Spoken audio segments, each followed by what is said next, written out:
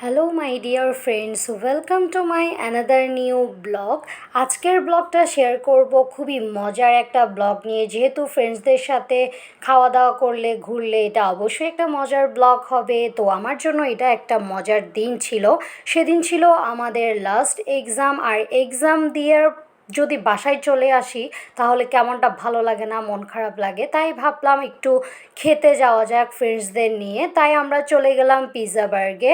আর pizza বার্গের ভেতরে decoration নিয়ে তো এক্সট্রা করে বলার কিছু নেই, সবাই জানেন কম বেশি।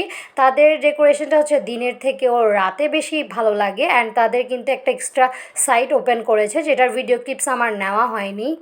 ফার্স্টে আমরা অর্ডার করেছিলাম এই চিকেন ললিপপটা অন্যান্য দিন যেমনটা দেখতে লাগে অ্যান্ড খেতে যতটা ভালো লাগে সেদিন কিন্তু তেমনটা ছিল না। মানে ভেতরে যে জুসিনেসটা থাকে ওটা পাইনি, বাট এটার সাথে তারা যে সসটা সার্ভ করে এটা কিন্তু বেশ মজার খেতে। অ্যান্ড এটা আমরা অন্যান্য আইটেম দিয়েও ভালোভাবে ট্রাই করতে পারি। সাথে নিয়ে নিলাম আরেকটা মিট মেশিন পিৎজা, অ্যান্ড এটা কিন্তু খেতে খুবই মজার ছিল। প্রত্যেকটা আইটেম থেকে আমার কাছে এটাই সব থেকে বেশি ভালো লেগেছে। আপনারা গেলে এটা কিন্তু মাস্ট ট্রাই করবেন, এটা একটু স্পাইসিও তাই ভালো লেগেছে।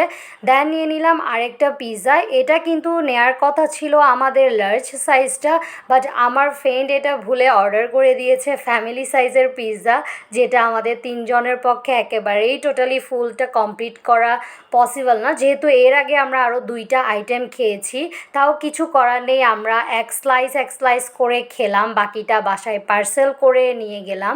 আর এখানে চলছে পিৎজা কাটাকাটির পর্ব। এই ফ্যামিলি পিৎজাটা আসলে ফ্যামিলিদের সাথেই, মানে আপনারা যদি একটু বেশি মানুষ যান তখন কিন্তু এটা ইজিলি খেতে পারবেন। আর এখানে আমার ফ্রেন্ড দুইজন এই পিৎজাটা নিয়ে যুদ্ধ করছে কাটাকাটি নিয়ে, আর এটা সার্ভিং করে করে দিচ্ছিল। বেশ মজাই লেগেছে। বাকিটা আমরা কিন্তু পার্সেল করে নিয়ে আসলাম। পিৎজাটা খেতে আমার কাছে মোটামুটি ভালোই মনে হয়েছে, তবে সব থেকে বেশি প্রেফার করব আমি যে মিট মেশিন পিৎজাটা খেলাম ওটাই।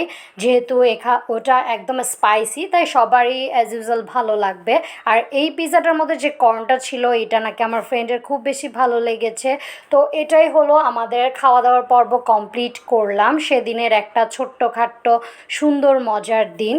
প্রত্যেকটা মোমেন্টই আসলে এনজয় করা উচিত সবারই, যেহেতু আমরা এই দিনগুলো আবার পেছনে চাইলেও কিন্তু ফিরে পাবো না। তাই প্রত্যেকটা দিন আমি চাই একটু এনজয় করতে সবাইকে নিয়ে। তো লাস্টলি নিয়ে নিলাম আমরা কোল্ড ড্রিঙ্কস খেতে খেতে আমাদের পর্বটা শেষ হয়ে গেছে ঘোরাঘুরি। যদিও অনেক দিন পর ফ্রেন্ডদের সাথে বের হলাম টানা, যেহেতু এক্সাম ছিল তাই আমরা বের হতে পারিনি। তাই ওই দিনটা ভালো ছিল আমার জন্য। Thanks for watching, by.